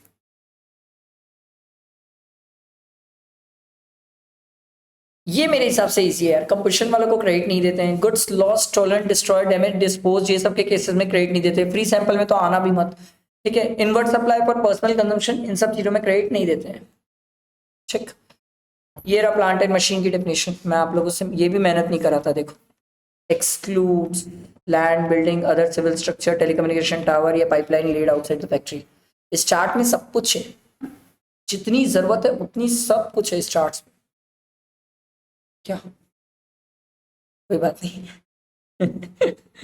सब है, सब है, ऑलमोस्ट सब चीजें इस चार्ट में आपको, ईच एंड एवरीथिंग है यहाँ पर, सब चीजें हम कवर करते हैं। अगला सेक्शन 18, याद है सेक्शन 18 क्या था? ये तो बहुत सिंपल है सर। कोई पर्सन जो पहले रजिस्टर्ड नहीं था अब वो रजिस्टर हो रहा है, कोई बंदा वॉलंटरी रजिस्टर कर रहा है, कोई बंदा कंपोजिशन से रेगुलर में आ रहा है, कोई एग्जाम से टैक्सेबल में आ रहा है। इन 4 लोगों की बातें करते थे और इन 4 लोगों को बोलते थे हम क्रेडिट देंगे भाई, हम तुम्हें क्रेडिट देंगे। अगर कोई पर्सन 30 डेज के अंदर अप्लाई कर देता है रजिस्ट्रेशन के लिए जब से वो लायबल हुआ है, या कोई पर्सन वॉलंटरी रजिस्टर करता है, खुद से आके सामने से रजिस्टर करता है, तो सरकार बोली हम क्रेडिट दे देंगे। इनपुट की देंगे और इनपुट की देंगे, कैपिटल गुड्स की नहीं देंगे, ये ध्यान रखिएगा सर। इनपुट की देंगे और इनपुट की ही देंगे, कैपिटल गुड्स की नहीं देंगे, नहीं देंगे क्रेडिट। सर कब से देंगे, ये डेट इंपॉर्टेंट होती है। अगर आप 30 डेज के अंदर अप्लाई कर दिए रजिस्ट्रेशन के लिए, तो सरकार बोलती है जिस दिन आप लायबल टू टैक्स थे उसके एक दिन पहले से लेके 1 साल पहले तक के पूरे इनपुट की क्रेडिट ले लो आप।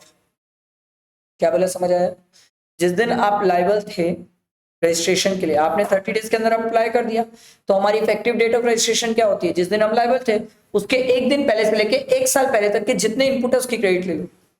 कोई आदमी अगर वॉलंटरी रजिस्ट्रेशन कराने आया है तो सरकार बोली जिस डेट में वॉलंटरी रजिस्टर कराने आया है उसके एक दिन पहले से लेके 1 साल नहीं, जिस दिन वॉलंटरी रजिस्ट्रेशन कराने आया है, जिस दिन उसको वॉलंटरी रजिस्ट्रेशन सर्टिफिकेट ग्रांट होगा, जिस दिन ग्रांट होगा उसके एक दिन पहले से लेके 1 साल पहले तक पूरी क्रेडिट ले लो। फिर बचे ये 2 लोग जो कंपोजिशन से रेगुलर में आता है, या तो फिर ऐसा कोई आदमी जो एग्जाम से टैक्सेबल में आता है। सरकार बोली इनको हम इनपुट के साथ कैपिटल गुड्स की क्रेडिट देंगे। मैं बोला ये तो पाप है। सरकार बोली नहीं नहीं, जितने टाइम पीरियड इन लोग एग्जाम के लिए यूज किए या जितने time period non tax composition purpose के लिए यूज किए, इतने टाइम पीरियड की क्रेडिट रिवर्स करा देंगे। मैं बोला कैसे? बोले प्रोपोर्शनेट करेंगे, 5% पर मंथ, 5% पर क्वार्टर और पार्ट देयर हम रिवर्स कराएंगे और बैलेंस इनपुट टैक्स क्रेडिट दे देंगे कैपिटल गुड्स में। आ रही बात समझ? इन लोग रजिस्टर्ड का इन लोग कब से मान लिए जाते हैं सर?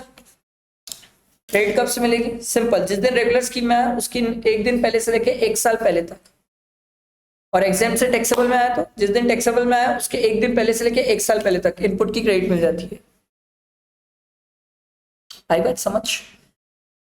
उसके बाद ये तो मेरे हिसाब से डिक्लेरेशन, ये सब आप रीड कर सकते हो कि डिक्लेरेशन 30 डेज के अंदर देना पड़ता है, ठीक है, कि हम एलिजिबल हो गए क्रेडिट के लिए, दे दो। फिर CACMA से साइन कराना पड़ेगा अगर 2 लाख से ऊपर की क्रेडिट है तो, नहीं तो नहीं जरूरत है सर, ठीक है। इसके बाद कहानी थोड़ी सी और आगे बढ़ती है, जहां पर हमने ये बोला सर कि कोई आदमी रेगुलर स्कीम से कंपोजिशन में जा रहा है, तो सरकार बोली देख जितना इनपुट है गई भाड़ में गई तेरी क्रेडिट। अब जितनी क्रेडिट इनपुट स्टॉक की पड़ी हुई है क्रेडिट गई। मैं बोला कैपिटल गुड्स का क्या होगा? सरकार बोली कैपिटल गुड्स में हम क्या करेंगे, जितनी भी कैपिटल गुड्स की वैल्यू होगी उसको 60 से डिवाइड कर लेंगे, मंथली डिसाइड करेंगे सर कितने महीने तो उसको कंपोजिशन के लिए यूज किया और कितने महीने तो उसको रेगुलर के लिए यूज किया। जितने मैंने कंपोजिशन के लिए यूज किया, सॉरी कंपोजिशन से, हाँ नहीं कंपोजिशन रेगुलर से कंपोजिशन में जा रहे हैं ना, जितने मैंने तू रेगुलर के लिए यूज किया उतनी क्रेडिट तू ले लेगा, बची हुई जो कैपिटल गुड्स की क्रेडिट है वो लैप्स हो जाएगी। क्या बोला, समझ आया? मान लो मैंने 10 महीने, हम 60 से डिवाइड कर रहे हैं, ठीक है, मान लो मैंने 10 महीने सर रेगुलर के लिए यूज किया, तो 10 महीने जो रेगुलर किए उसकी क्रेडिट प्रोपोर्शनेट कर लेंगे, उतनी हमें मिल जाएगी, बैलेंस क्रेडिट गई, लैप्स हो जाएगी सर। समझ आया? क्लियर हुआ? ये 5 इयर्स वाली कहानी खेलते हैं हम यहाँ पर। इनपुट तो पूरा गया, इनपुट तो भूल ही जाओ, ठीक है। आ रही बात समझ? अब एक आदमी बोला सर मेरे पास तो पहले से इनपुट टैक्स क्रेडिट लेजर में पहले से ही क्रेडिट पड़ी हुई है, तो सरकार बोली उसी में से रिवर्स कर ले। मैं बोला उसके बाद भी बची हुई है, सरकार बोली लैप्स हो गई। मैं बोला मान लो जैसे मेरे ITC लेजर में 1 लाख रुपए पड़ा हुआ है और मेरा क्रेडिट रिवर्स करने का 50,000 आ रहा है, तो सरकार बोली 50 रिवर्स कर, बची हुई 50 लैप्स हो जाएगी। मैं बोला मेरे क्रेडिट लेजर में 1 लाख पड़ा हुआ है बट रिवर्स करने का 1,20,000 आ रहा है, तो सरकार बोली 1 लाख तो तू क्रेडिट में से रिवर्स कर ले, बचा वो 20,000 तेरे को हमें पे करना पड़ेगा। यही बात समझ? क्लियर हुआ? ये कहानी तब अप्लाई होती है सर जब कोई पर्सन रेगुलर से कंपोजिशन में आता है या एग्जेम्प्ट रजिस्टर्ड से एग्जेम्प्ट में चले जाता है। कहानी क्लियर हुई? कोई आदमी अगर प्लांट एंड मशीन अगर बेच ही दे तो सरकार बोलती फिर तो तुम बैठ ही रहो भाई, फिर तो तुम बैठ ही रहो, फिर हम तुम्हारे साथ प्रोपोर्शनेट खेलेंगे। जितने टाइम पीरियड तुमने क्रेडिट ली है 5% पर क्वार्टर और पार्ट देयर ऑफ, उतना तो हम तुम्हें दे देंगे। बैलेंस जो क्रेडिट बचेगी वो क्रेडिट, और जितने में तुमने बेचा है ट्रांजेक्शन वैल्यू, जितने में तुमने, समझ आ रहा है कि नहीं आ रहा है? देखो मैंने 1 लाख रुपए की क्रेडिट ली कैपिटल गुड्स की, मैं उसको 2 क्वार्टर यूज किया तो 5% 2 क्वार्टर का 10% माइनस बची कितनी 90,000। सरकार वाली कितने में बेचा प्लांट एंड मशीन? मैं बोला 10 लाख। सरकार वाली 10 लाख इंटू 18% 1,80,000, दोनों में विच एवर इज हायर 90,000 1,80,000, दोनों में विच एवर इज हायर सरकार क्या करेगी? क्रेडिट ले जाएगी मुझसे। हायर मुझे पे करना पड़ता है गवर्नमेंट को, हायर गवर्नमेंट मुझसे ज्यादा लेती है, देती कम है लेती ज्यादा है। ये दिया हुआ है 5% और tax on transaction value.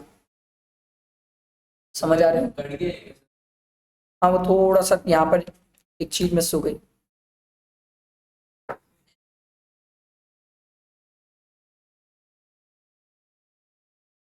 Has been utilised है यहाँ पर, हैज बीन यूटिलाइज्ड। समझ आया? बैठा दिमाग में? अगर जैसे अब देखो मेरे पास प्लांट एंड मशीन की क्रेडिट कितनी बची थी 90,000, पे करने का कितना बन गया 1,80,000। सरकार वाली 90 तो तू क्रेडिट में से खत्म कर दे, बचा हुआ जो तेरे को 90 और एक्स्ट्रा देना है, तो मुझे आउटपुट टैक्स लायबिलिटी में ऐड करके दे पैसा, पर देना तो पड़ेगा तेरे को, देखो देना तो पड़ेगा सर। हाँ कुछ केसेस हैं जहां पर सरकार बोलती है refractory moulds dies jigs fixture, इनको तो स्क्रैप जैसा निकालते हैं हम, तो जितना ट्रांजेक्शन वैल्यू रहती है उसमें हम जीएसटी का परसेंटेज मल्टीप्लाई करते हैं, उतना ही हमें गवर्नमेंट को देना पड़ता है। आई बात समझ क्लियर हुआ? ये सेपरेट कैलकुलेट होता है सीजीएसटी एसजीएसटी और आईजीएसटी का। उसके बाद कहानी आती है सर इनपुट सर्विस डिस्ट्रीब्यूटर की। ये मेरे हिसाब से तो इजी होता है, ये टिपिकल नहीं होता है। इनपुट सर्विस डिस्ट्रीब्यूटर टिपिकल नहीं होता है, इसमें मेरे हिसाब से कोई स्टूडेंट कभी नहीं फंसता इनपुट सर्विस डिस्ट्रीब्यूटर का। बहुत सिंपल है, इनपुट सर्विस डिस्ट्रीब्यूटर है वो कोई भी सर्विसेज रिसीव करता है, इसको तो कंपलसरी रजिस्ट्रेशन कराना ही पड़ता है, पता है कि नहीं सर? कंपलसरी रजिस्ट्रेशन में हम इसको पढ़े, इसको तो रजिस्ट्रेशन कराना ही है। सरकार बोली भैया ये आदमी डिस्ट्रीब्यूट करेगा क्रेडिट, इसमें एक ही बात याद रखने वाली होती है कि सर ये डिस्ट्रीब्यूट उसको भी करेगा क्रेडिट जो सामने वाला एग्जेम्प्ट है। बस यही एक लौती चीज है जो इनपुट सर्विस डिस्ट्रीब्यूटर में स्टूडेंट गलती करेगा, बाकी कोई स्कोप नहीं है इनपुट सर्विस डिस्ट्रीब्यूटर में गलती करने की। ये सबको क्रेडिट बांटेगा, अगर किसी की एक्सक्लूसिवली रहेगी तो उसको सिर्फ उसी की क्रेडिट देगा, और बाकी सबकी on the basis of turnover बांट देता है सर। ठीक है, on the basis of turnover. Turnover आपको क्वेश्चन में देते हैं सर की टर्नओवर क्या, अरे नहीं देगा तो मेरे को कैसे पता चलेगा सर? ठीक है, उस रिलेवेंट पीरियड का टर्नओवर मिल जाए तो ठीक, नहीं तो लास्ट क्वार्टर का हम टर्नओवर देखते सर। जितनी इसके पास क्रेडिट है उससे ज्यादा ये डिस्ट्रीब्यूट नहीं कर सकता। ठीक है, और अगर उससे ज्यादा डिस्ट्रीब्यूट करने की कोशिश किया तो सरकार बोलते फिर हम रिसिपिएंट से रिकवर भी करेंगे और उससे इंटरेस्ट भी लेंगे। ठीक है, अगर कल के दिन इनपुट सर्विस डिस्ट्रीब्यूटर ने किसी को क्रेडिट नोट इशू किया तो उस केस में सरकार ने ये बोला कि वो जो क्रेडिट डिस्ट्रीब्यूट किया था पहले, सबकी क्रेडिट प्रोपोर्शनेटली रिड्यूस हो जाएगी, क्योंकि इसने क्रेडिट नोट इशू कर दिया तो सबकी क्रेडिट प्रोपोर्शनेटली रिड्यूस हो जाएगी। जिस मंथ की है उसी मंथ में डिस्ट्रीब्यूट की जाएगी सर। और डिटेल्स वगैरह आपको GSTR 6 with in 13 days of the end of the month आपको डिटेल्स सबमिट करनी पड़ती है। समझ आई बात? एक ही चीज में फंसोगे, सिर्फ एक ही चीज है कि इनपुट सर्विस डिस्ट्रीब्यूटर क्रेडिट उसको भी देगा जो सामने वाला अनरजिस्टर्ड है, क्योंकि ये नहीं आएगा आपके दिमाग में, बाकी सब आ जाएगा। बाकी सब कर क्या होगा, यही एक गलती करते हो कि सामने वाला अनरजिस्टर्ड है तो भी उसको क्रेडिट डिस्ट्रीब्यूट होगी, वो ले नहीं सकता, अलग मैटर है, डिस्ट्रीब्यूट तो वो ले नहीं सकता। इसके बाद ये यहाँ पर सी रह गया, transfer of unutilised credit ITC on account of change in constitution of the registered person. Sir balance credit हम क्या करते हैं, ट्रांसफर कर देते हैं सर। ट्रांसफर ट्रांसफरी को ट्रांसफर करेगा ना सर, उसको रजिस्टर्ड होना पड़ेगा, ट्रांसफर करेगा। प्रपोर्शनेट करते हैं sir on the basis of value of the assets, हम एसेट्स की वैल्यू देखते हैं और उसके बेसिस में क्रेडिट क्या करते हैं, प्रपोर्शनेट कर देते हैं। डीमर्जर हुआ तो प्रपोर्शनेट करोगे, अमेलगमेट हुआ तो पूरा ही ट्रांसफर कर दोगे क्रेडिट, वो तो डिपेंड करेगा सर। फिर उसके बाद सीएसीएमए का साइन चाहिए, वही सब कहानियां हैं। और मेरे हिसाब से ये आई पर्सनली थिंक ये मुझे नहीं लगता कि किसी को पढ़ाने की जरूरत पड़ सकती है कि सर सबसे पहले आईजीएसटी की ग्रेड आईजीएसटी से यूज करो, फिर सीजीएसटी की सीजीएसटी से, एसजीएसटी की एसजीएसटी से, फिर आईजीएसटी की ग्रेड चाहो तो आप कैसे भी यूज कर सकते हो। एनी ऑर्डर पे चलती है कहानियां, आजकल तो एनी ऑर्डर वाली कहानियां हो गई है। आ रही बात समझ? सीजीएसटी एसजीएसटी आपस में एडजस्ट नहीं होता। ये थी आम जिंदगी। अब मोमेंटस जिंदगी, ये तो बहुत ही आम जिंदगी थी। चैप्टर तो अब चालू होगा, चलो पढ़ना स्टार्ट करते हैं। हाँ भाई, पागल है क्या? अभी चैप्टर खत्म कहाँ हुआ है?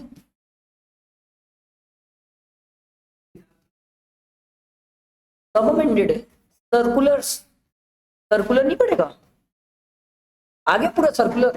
कल समझा डेमो व्हीकल, समझा इंश्योरेंस क्लेम।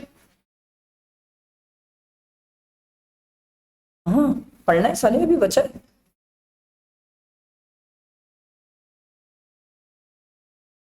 तेरी खातिर मैं मेहनत की हूँ, तेरे को भी नहीं छोड़ूंगा।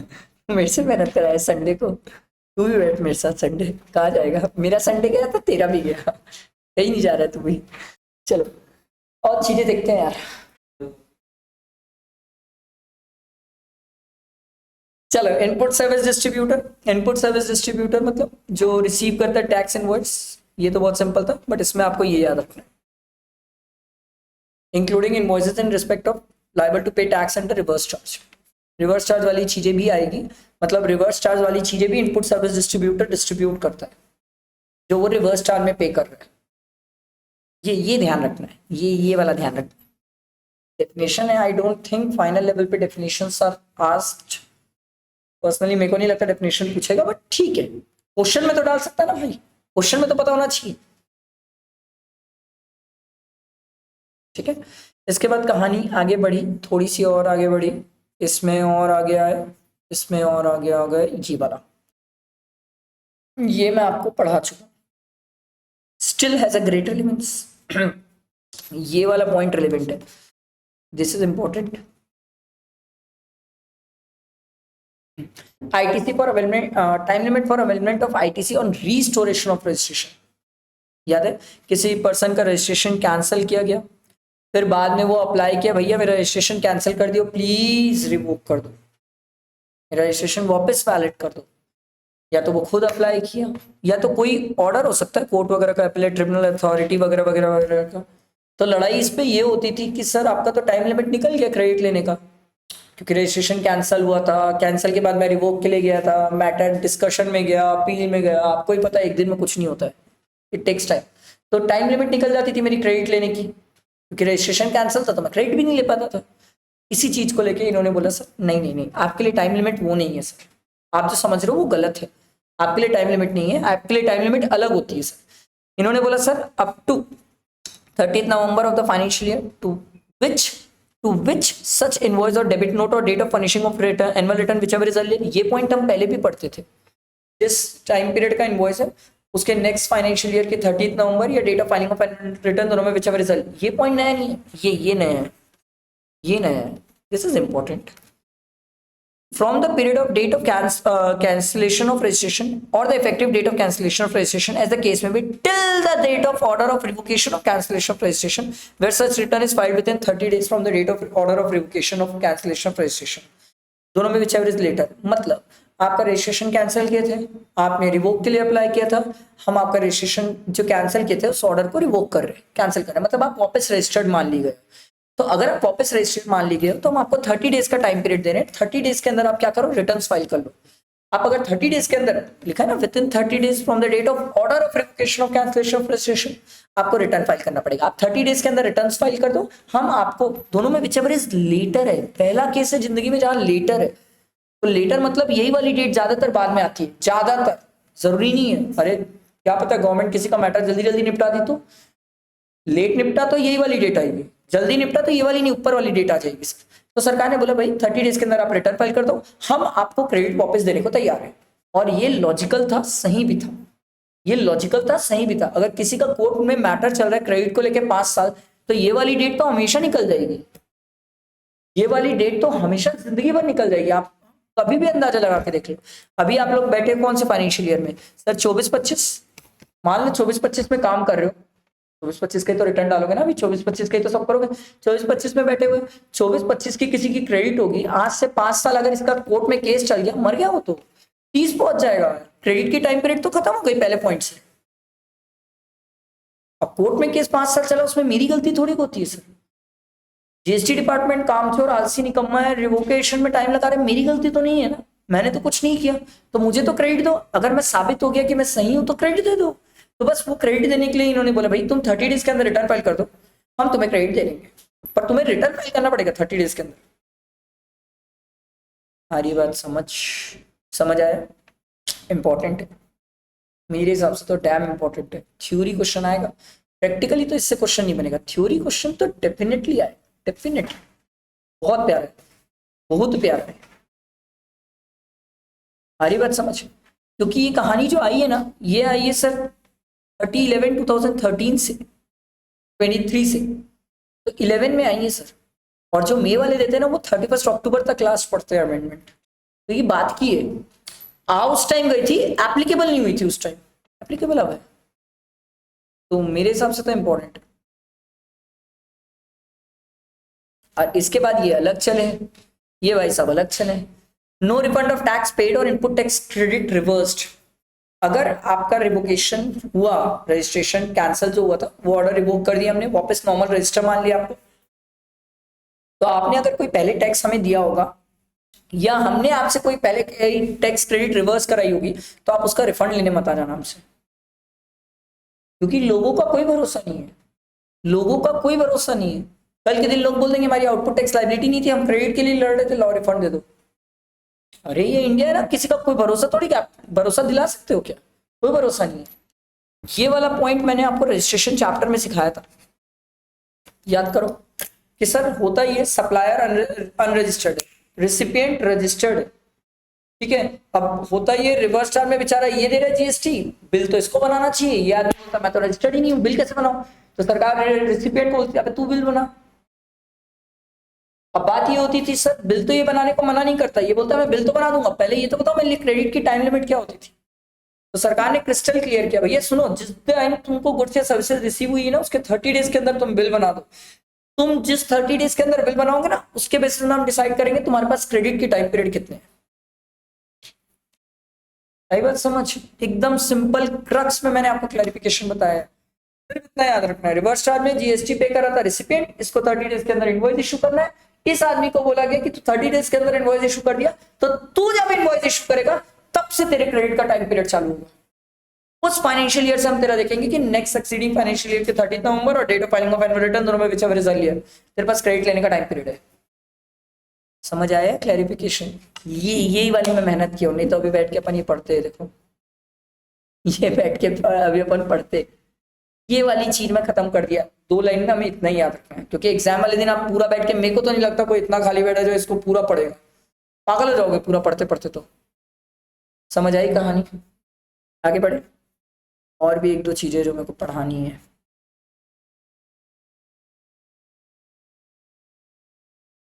ये कहाँ भग रहा है, ये रहा, आगे, अरे ये भी है, हाँ ये जो मैंने आपको अमेंडमेंट बोला सर, इवेशन कॉन्फिस्केशन, सर ये देखो 1/11/2024 मई के लिए एप्लीकेबल नहीं था, सितंबर और जनवरी के लिए एप्लीकेबल है।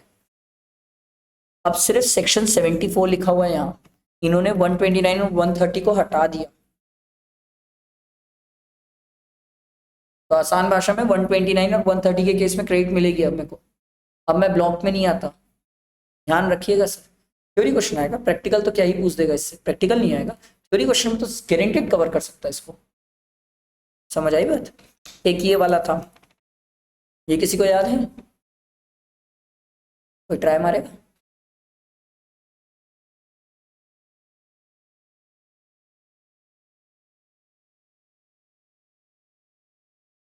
मैं बताता हूँ,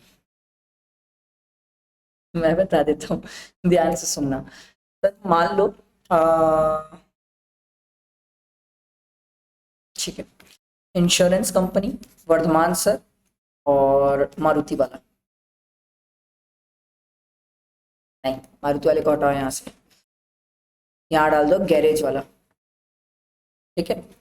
नॉर्मली रियल लाइफ में ये होता है कि अपन क्या करते हैं, ध्यान से सुनना, नॉर्मली रियल लाइफ में ये होता है, मेरी गाड़ी ठुकी, मैं मारुति वाले के पास छोड़ा, वो गाड़ी बनाएगा, जो भी होगा वो इंश्योरेंस वाले वो आपस में निपट लेंगे, मैं गाड़ी लेके निकल जाऊंगा। ये आम जिंदगी पूरी दुनिया में ऐसे ही चल रहा है, कुछ नया नहीं है। बट एक टाइम पीरियड बाद आपको भी पता है कि कई लोग ऐसे होते हैं जो बाहर से इंश्योरेंस करा लेते हैं। ठीक। कई लोग ऐसे होते हैं जो गाड़ी को ना शोरूम में नहीं देते, छोटी मोटी चीजों के लिए बाहर ही निपटा देते हैं, क्योंकि यार फिर नॉन क्लेम बोनस नहीं मिलता ना हमें। ऐसे मत देखो, नॉन क्लेम बोनस पता है ना कि मैं बता देता हूँ, है ना नॉन क्लेम बोनस, तो हमें नॉन क्लेम बोनस नहीं मिलता कि फिर अगली बार प्रीमियम पूरा देना पड़ता है। तो कोई आदमी बोलता है यार छोटा मोटा डेंट है, चलना बाहर ही बनवा देता हूं। हरी बात समझ, कई बार ऐसा भी होता है। तो बहुत सारे केसेस है। अब ध्यान से सुनना, मैं इस बार अपनी गाड़ी शोरूम में नहीं बनवा, मैं बाहर से इंश्योरेंस कराया, बाहर ही गाड़ी बनवा, शोरूम जा ही नहीं रहा हूँ, जा ही नहीं रहा हूँ मैं शोरूम। ये जनरली आज का यूथ करता है, जेंसी, जिनकी फटी पड़ी रहती है, मम्मी पापा की गाड़ी लेके निकल जाते हैं और ठोक देते, तो फटी टाइप से, तो ये काम हरकतें करते हैं। पता करना, मिल जाएंगे आपको 11-12 के बच्चे ऐसे करते हुए। तो होता ही है। अब ध्यान से सुनना, वर्धमान सर गैरेज वाले को बोले भैया गाड़ी ठुक गई, गेट ठुक गया, बना दो ना प्लीज। बना दे, तो उसमें क्या दिक्कत है। बोले मैं तो बना दूंगा, पर फिर वो पैसा। मैं बोला अरे भैया मैं पैसा दे दूंगा ना, आप चिंता क्यों कर रहे हो। बोले भैया आप इंश्योरेंस नहीं कराए हो क्या। बोले नहीं नहीं करवाया हो इंश्योरेंस, कोई दिक्कत नहीं है, आप गाड़ी बनाओ, मैं क्या बोलते पैसा आपको अभी दे दूंगा। इंश्योरेंस कंपनी बोली ठीक है, तुम गाड़ी बनवा लो, इस गैरेज वाले से बिल ले लेना, ये बिल हमें दे देना, हम तुम्हें पैसा रीइंबर्स कर देंगे। समझ आई कहानी क्या हुई। वर्धमान सर गैरेज वाले से गाड़ी बनवाए, गैरेज वाला गाड़ी बनाया, बिल बना के दिया, वो बिल जाके मैंने इंश्योरेंस कंपनी को चिपका दिया, इंश्योरेंस कंपनी पैसा मेरे को रीइंबर्स कर दी। लड़ाई इस पे हुई थी, सिर्फ और सिर्फ इस पे लड़ाई थी कि ये जो इंश्योरेंस कंपनी है ये रिसिपिएंट है कि नहीं, क्योंकि अगर ये रिसिपिएंट है तो ये क्रेडिट लेगी, नहीं तो नहीं लेगी। बताओ।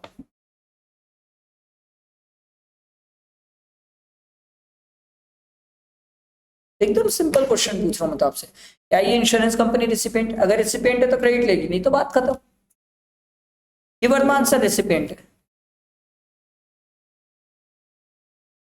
गलत। गवर्नमेंट ने यही चीज क्लैरिफाई किया, वर्तमान सर रिसिपिएंट नहीं है। आप एक बात बताओ, बात समझो, आराम से रुक के समझो। गैरेज वाला पैसा किसको, गैरेज वाला पैसा किसको दे रहा है, सॉरी गैरेज वाला बिल किसको दे रहा है, इंश्योरेंस कंपनी को। इंश्योरेंस कंपनी ये पैसा किसको रीइंबर्स करी, वर्धमान सर को। वर्धमान सर ने पैसा किसको दिया था, गैरेज वाले को। एक बात बताओ, वर्धमान सर की जेब से क्या लगा, कुछ भी नहीं।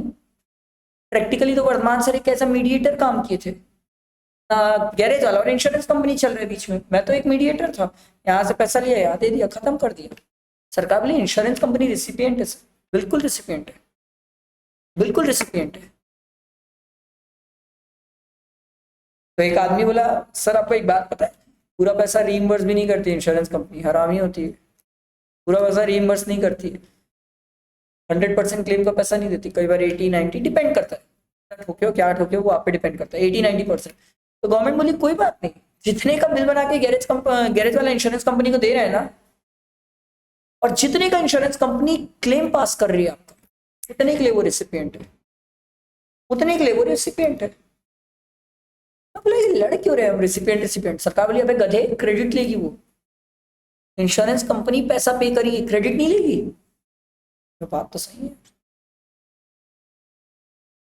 मैं बोला मान लो अगर गैरेज वाला वर्धमान सर के नाम से बिल बना दिया तो, सरकार बोली खत्म, बाहर, पिक्चर से ही बाहर, पिक्चर से ही बाहर, क्योंकि अब वो रिसिपिएंट है ही नहीं, अब मैं हूं, मेरे नाम से बिल बन गया।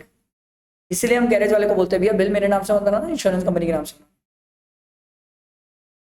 कभी गाड़ी बाहर से बनवाओगे ना जीवन में तो पता पता चलेगा। मैं अपनी गाड़ी तो नहीं, बट मेरे भैया की गाड़ी बाहर से बनवाया हूं, तो मेरे को नॉलेज है इसका, ऐसा ही होता है रियल लाइफ में। गैरेज वाले को बोलते हैं भैया बिल बना के दो, इंश्योरेंस वाले को देना है, इंश्योरेंस वाले के पास सबमिट करके आते हैं, इंश्योरेंस वाला हमें पैसा देता है, वो सर्वे वगैरह करता है, फिर पैसा देता है हमें। रियल लाइफ में ऐसे ही चलता है, समझ आया।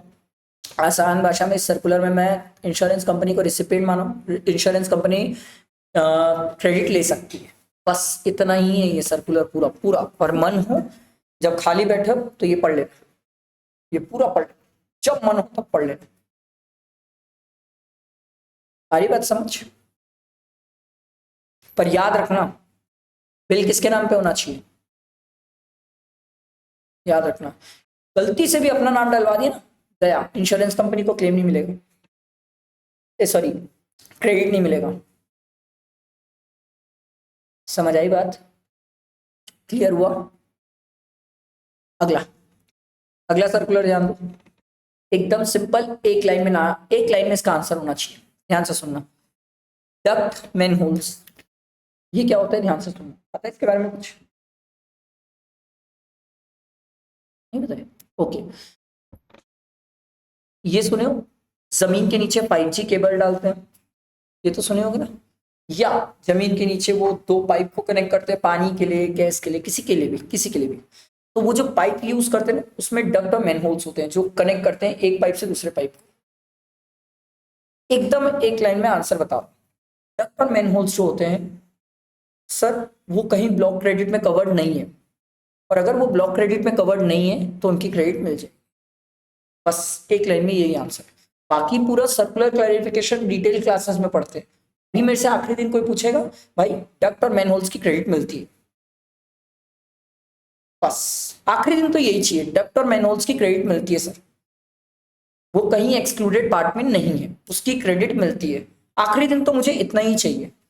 रेगुलर क्लासेस में आप सीखो ना, पूरा लंबा पूरा सर्कुलर पढ़ो, सो जाओ, लेट जाओ, जितना पढ़ना है पढ़ो, बट अभी तो इतना ही काम करो कि डक्ट और मैनहोल्स की क्रेडिट मुझे मिलती है, क्योंकि ये कहीं पर भी एक्सक्लूडेड नहीं है सर, कहीं पर भी एक्सक्लूडेड नहीं है सेक्शन 17 में। क्लियर हुई बात? आगे बढ़ सकता हूं? पक्का? डेमो व्हीकल्स, एकदम सिंपल, आराम से 1 मिनट सुनना, समझ आएगा। डेमो व्हीकल समझते हो ना, कोई भी गाड़ी हम खरीदने जाते हैं, उन लोगों के पास रहती है ना वो टेस्ट ड्राइव वाली गाड़ी, demo vehicles. Simple, demo vehicles की क्रेडिट मिलेगी। क्यों मिलेगी? क्योंकि further supply of such goods के लिए यूज होती है। क्या बोला, समझ आया? सर मैं स्विफ्ट का डेमो लेके होंडा सिटी नहीं खरीद सकता, हरी बात समझ। होंडा सिटी का डेमो लेके होंडा सिटी ही खरीदता हूँ, further supply of such goods, demo vehicles की क्रेडिट मिल जाएगी। बस इतना ही याद रखना, एग्जाम के लिए इतना ही याद रखना। कोई पूछे क्यों तो बोलना further supply of such motor vehicle.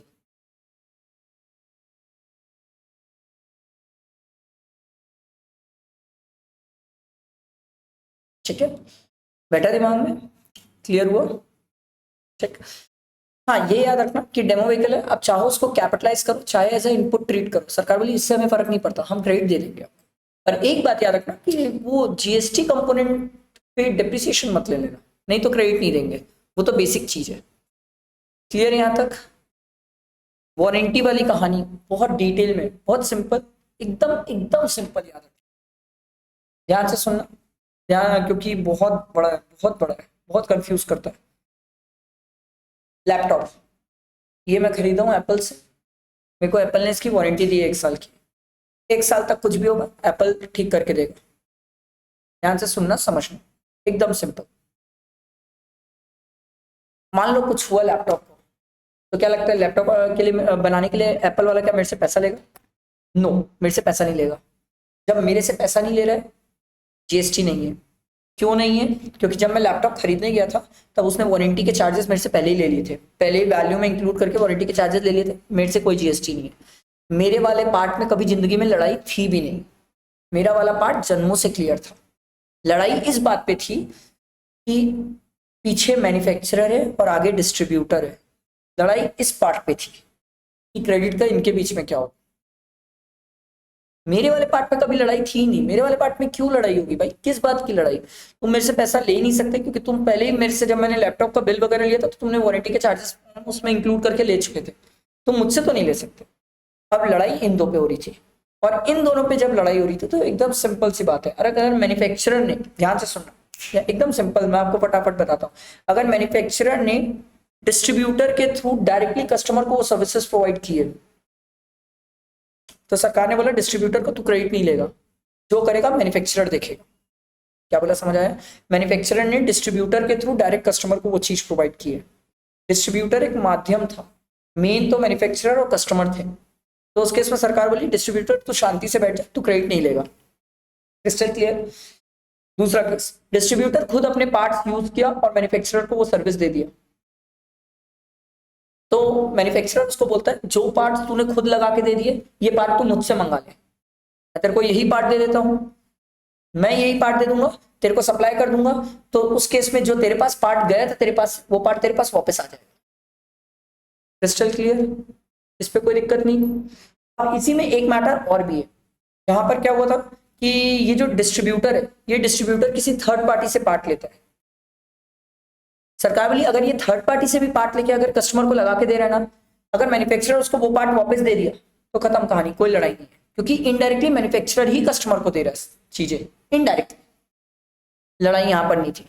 अब दिक्कत कहां पर हुई, डिस्ट्रीब्यूटर मैन्युफैक्चरर से कोई पार्ट खरीद रहा है, ऑर्डर प्लेस किया, रिक्विजिशन बोलते हैं जिसको, कभी आप जाओगे ना तो उनके बीच में रिक्विजिशन रेज होते हैं, कभी जाओगे तो उन लोग ये वर्ड यूज करते हैं, रिक्विजिशन रेज किया, भैया एक कस्टमर आया मेरे को ये वाला पार्ट चाहिए, तो वो मैन्युफैक्चरर के पास ऑर्डर प्लेस करता है। जनरली सुने हो कि भैया आपके गाड़ी है ये सब चीजों का पार्ट मंगाना पड़ेगा, हमारे पास नहीं है, शोरूम से मंगवाएंगे, सुने हो कभी ये सब, रिक्विजिशन रेज किया।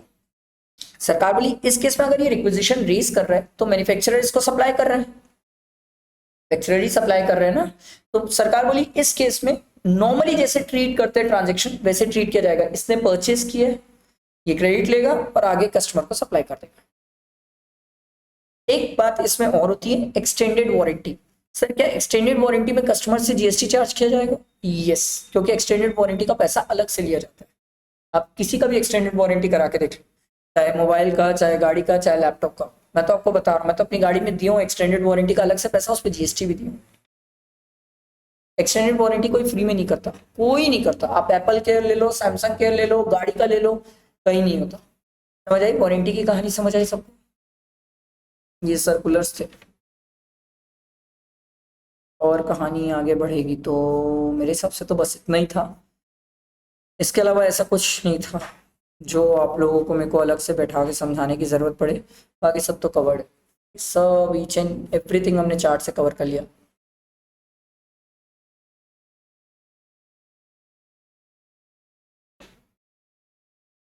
ये इनपुट सर्विस डिस्ट्रीब्यूटर, ये तो बहुत सिंपल है, हमने कवर कर लिया वहीं से, बस इतना ही था।